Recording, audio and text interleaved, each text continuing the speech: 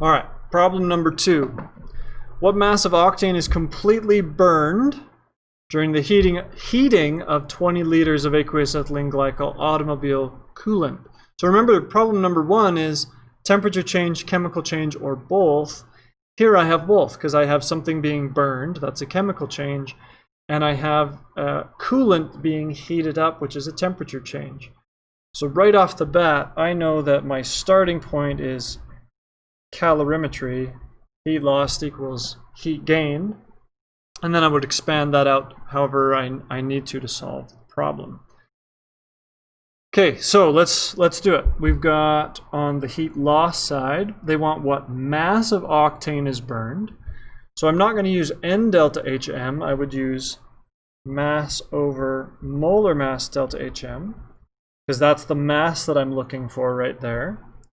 And on the other side, I've got MC delta T, because they've given me the volume of the solution. They've also given me the temperature change, and in this case they gave me a different heat capacity, not just using the capacity of water. They've given me the heat capacity of ethylene glycol. So we can start to substitute some numbers in here. We have the mass right there, that's the one we're looking for. I can find that molar mass, because I know we're going to need that later. And where did I put that number?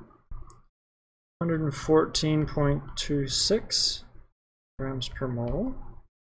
Delta HM, don't have it.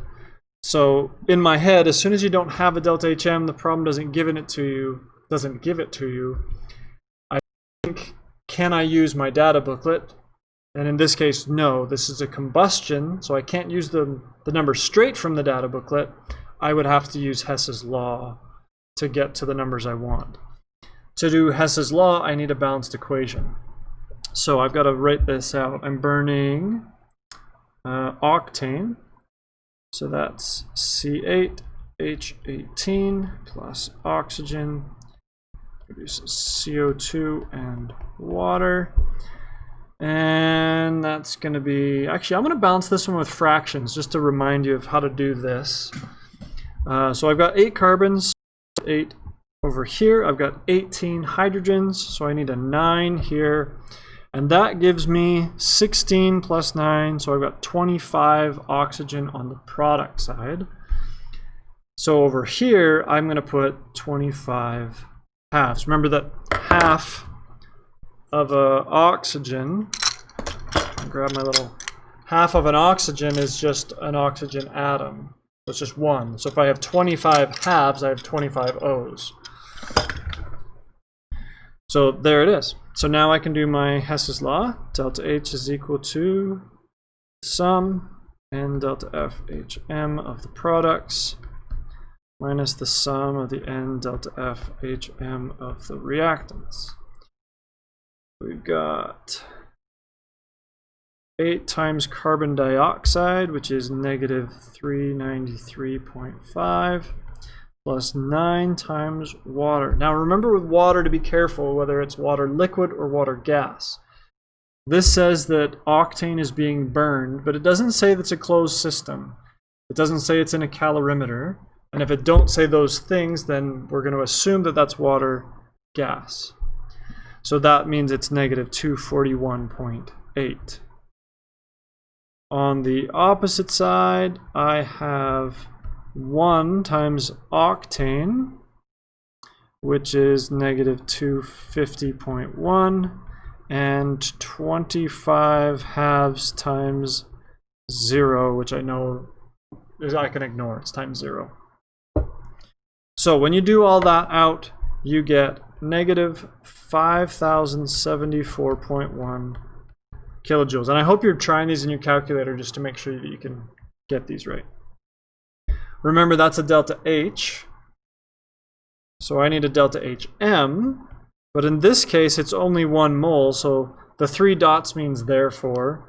So if that's the delta H, therefore my delta HM is the same value per mole. So now I can put that into my formula over here. 5,074.1 kilojoules. Remember, I don't put the negative in those formulas. And then I have that equals MC delta T. So 20 liters of aqueous ethylene glycol. We're going to assume it has the same, roughly the same density as water. So that's going to be 20 kilograms, or you could change that to grams. I'm going to leave it kilograms here though. The capacity is 3.7 joules per gram degree Celsius. Remember that those units I can change to 3.7 kilojoules per kilogram because I times the top and the bottom by 1,000. So that can stay, and then degrees Celsius. And my temperature change is -10 to +70. So that's a temperature change of 80 degrees Celsius. And then I just have to go through and work the problem to solve for that unknown mass volume right there that I'm trying to solve. So if it was me, I would put this in my calculator by going 20 kilograms times 3.7 times 80 and do this side right here first. And then I would take that answer, divide by the 5,074.1 because I'm doing opposite operations. And then I would multiply by 114.26. In the end, you should get